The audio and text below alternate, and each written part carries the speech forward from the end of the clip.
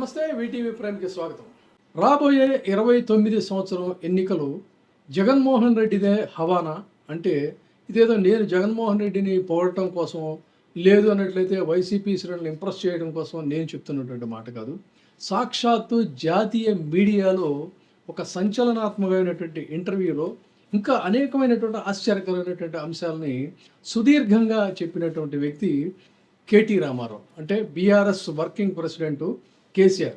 ఆ కేటీఆర్ చెప్పేది ఏముంది అని మీరు ఒకవేళ తెలిగ్గా తీసేస్తే తీసివేయచ్చేమో, కానీ ఈ జాతీయ మీడియాలో ఈయన ఇచ్చినటువంటి ఒక సంచలనాత్మకమైనటువంటి ఇంటర్వ్యూ కేవలం ఇది నేను చూసేసరికి కేవలం 3 రోజులైంది. ఈ 3 రోజుల్లో ఈ వ్యూవర్షిప్ ఎంత అంటే 6,70,000కి వెళ్ళింది. ఫుల్ ట్రెండింగ్లో ఉంది. ఇదేంటంటే కేవలం ఆంధ్రప్రదేశ్లో జగన్మోహన్ రెడ్డి 29లో అధికారంలోకి వస్తాడని చెప్పినటువంటి అంశం కాదు. చాలా ఆసక్తికరమైనటువంటి విషయాలు వెల్లడించాడు ఈ ఇంటర్వ్యూలో. ఇది ఇంటర్వ్యూ అని కూడా అనలేదు అతను. దేశభక్త సంవాద్ అనేటువంటి ఒక ఛానల్కి, పాడ్కాస్ట్ అంటారో ఛానల్ అంటారో మరి వాళ్ళ, ఎందుకంటే అతను ఏమన్నాడంటే ఈ ఆకాష్ బెనర్జీ అనే అతను ఇంటర్వ్యూ చేస్తూ, ఇదేమి ఇంటర్వ్యూ కాదు, మిమ్మల్ని ఇంటరాగేట్ కూడా చేయడం లేదు, మనం ఈ జాతీయ స్థాయి అంశాలకు సంబంధించి మనం చర్చించుకుంటున్నాం అని చెప్పని తన ప్రారంభ వాక్యాల్లోనే చెప్పాడు.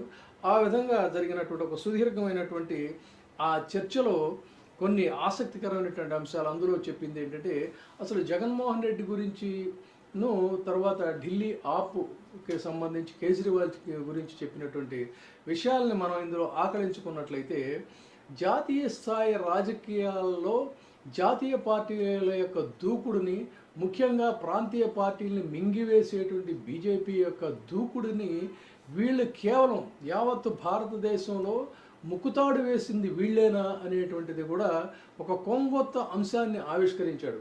ఇది కనుక మనం గమనించినట్లయితే ఇటీవల జరిగినటువంటి ఎన్నికల్లో చంద్రబాబు నాయుడు గారు ప్రతిభా పాటవాలతో జగన్మోహన్ రెడ్డిని ఓడించాడని మనం అనుకుంటున్నాం.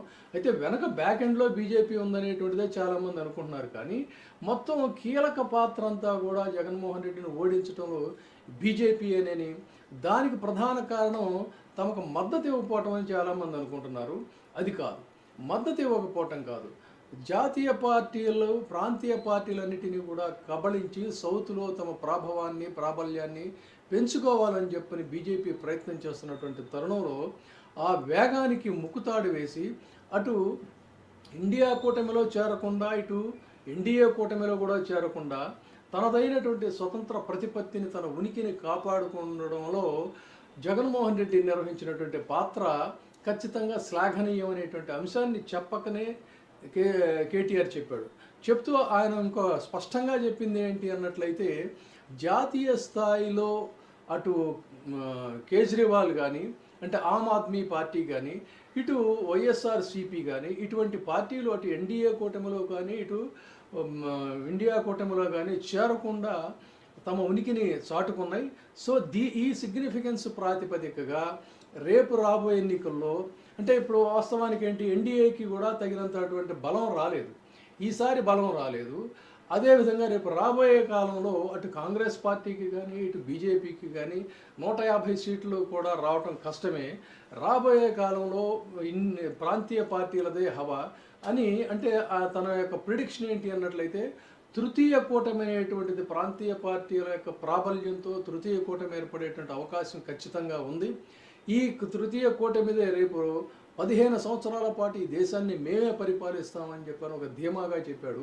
ఎప్పటికిప్పుడు వినడానికి ఈ అంశం మీద ఇది హాస్యాస్పదమైన అంశం అనవచ్చు అని అనిపించవచ్చు, కానీ రాష్ట్రాల వారీగా బీజేపీ బలహీనపడుతున్నటువంటి వ్యవహారం కానీ, కాంగ్రెస్ పార్టీ బలం పుంజుకోవడంలో రోజు రోజుకి కూడా చతికిల పడుతున్నటువంటి వ్యవహారం కానీ, ఇవన్నీ చూసినప్పుడు ప్రాంతీయ పార్టీలు తిరిగి మళ్ళీ కూడా తీసుకుంటున్నటువంటి పరిస్థితులు చూసినప్పుడైతే డెఫినెట్గా ఇది వాస్తవం అని చెప్పని అనుకోక తప్పదు. అదేవిధంగా ఇందులో చాలా ఇంకా కొన్ని అంశాలు కూడా ఆయన ఆపాడు. ఏంటంటే బీజేపీ ఎదుగుదలను ఆపింది ప్రాంతీయ పార్టీలే అని స్పష్టంగా నేను వైఎస్ఆర్సీపీని ఉదహరిస్తూ చెప్పాడంటే, ఇది వాస్తవానికి బీజేపీకి జగన్మోహన్ రెడ్డి మీద చెర్రెత్తుకొచ్చినటువంటి అంశం ఇదేని చెప్పని అనుకోవాలి.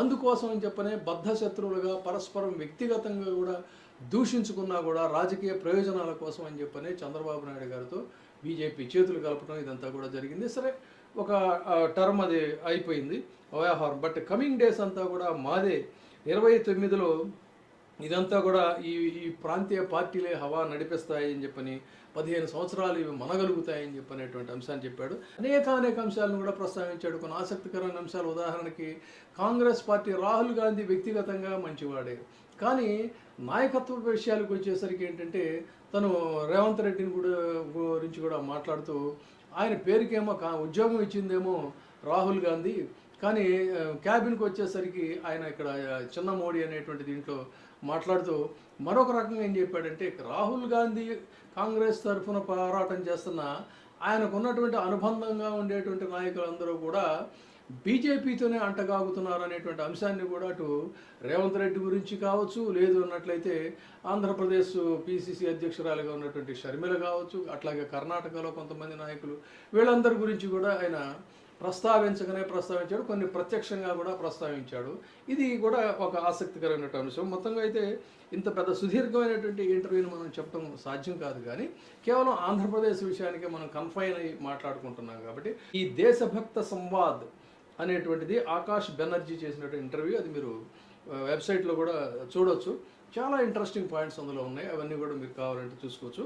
బట్ వేరేస్ ఏంటంటే ఒక హోప్ఫుల్ ఇష్యూ ఏంటంటే ఇన్ని రకాల ఒత్తిడులు ఇవన్నీ కూడా ఉన్నా కూడా ఈ రోజున ఇక్కడ మీడియా జగన్మోహన్ రెడ్డి యొక్క ఇమేజ్ని వీళ్ళు కట్టేలు చేస్తున్నారేమో, కానీ జాతీయ స్థాయిలో ఉన్నప్పుడు ఆ జాతీయ నాయకులు వాళ్ళందరూ కూడా మాట్లాడుకుంటున్నది ఏంటంటే బీజేపీ వేగాన్ని నిలువరించినటువంటి హీరోలుగా అటు ఆమ్ ఆద్మీ పార్టీకి సంబంధించినటువంటి కేజ్రీవాల్, ఇటు వైఎస్ఆర్సీపీ అధినేత జగన్మోహన్ రెడ్డి అని దేశవ్యాప్తంగా కూడా పరిణతి చెందిన నాయకులు మాట్లాడుకుంటున్నారంటే this is the stamina of Jaganmohan Reddy అని చెప్పాలి. సో ఇది అయితే చాలా అద్భుతమైనటువంటి ఇంటర్వ్యూ అనిపించింది. అందుకనే నేను మీకు ఈ ఒక్క పాయింట్నే నేను ప్రధానంగా తీసుకుని హైలైట్ చేస్తున్నాను. ఇది వాస్తవం. కాబట్టి వైఎస్ఆర్సీపీ శ్రేణులు ఇప్పుడు జరుగుతున్నటువంటి అక్రమ అరెస్టులు కానీ, రాజ్యాంగ ఉల్లంఘనలు కానీ, వీటన్నిటి గురించి కూడా డీలా పడాల్సినటువంటి అవసరం లేదు. తర్వాత ఓడిపోయాడనేటువంటి బాధ కూడా, ఆయన ఏదో పొరపాటు చేశాడనేటువంటిది కూడా అనవసరం. తన స్ట్రాటజీ జాతీయ స్థాయిలో ఎంత పర్ఫెక్ట్గా ఉందనే దాన్ని పొరుగు రాష్ట్రానికి సంబంధించినటువంటి ఒక నాయకుడు జాతీయ ఇంటర్వ్యూలో చెప్పకనే చెప్పాడు అనేది ఇక్కడ ఒక ప్రధానమైనటువంటి అంశంగా నేను దీన్ని మీ దృష్టికి తెస్తున్నాను. Thank you. ఇప్పుడే సబ్స్క్రైబ్ చేయండి, లైక్ చేయండి, షేర్ చేయండి. వే టీవీ ప్రైమ్, నీ ఉత్తమాభిరుచుల సమ్మేళనం.